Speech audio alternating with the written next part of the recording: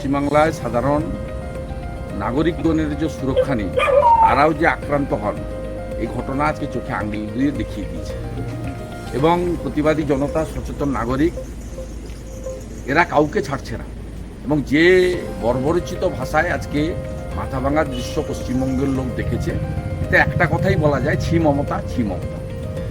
এবং মুখ্যমন্ত্রীর সমস্ত দায়ভার কাঁধে নিয়ে পদত্যাগ করা উচিত।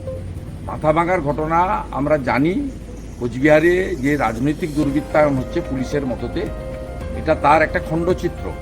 এবং এটা হয়েছে গত 28শে আগস্ট মাননীয় মুখ্যমন্ত্রী তার পার্টির ক্যাডারদেরকে খোঁজ করতে বলেছিলেন। তারপরে অশোকনগরের নেতা থেকে শুরু করে বাঁকুড়ার সাংসদ থেকে শুরু করে আমি নিজে সোশ্যাল মিডিয়ায় পোস্ট করেছি, আজকে মাথাভাঙ্গা ব্লকের তৃণমূল কংগ্রেস সভাপতি বিশ্বজিৎ রায়ের নেতৃত্বে অন ক্যামেরা সাধারণ মানুষের উপরে অত্যাচার হয়েছে।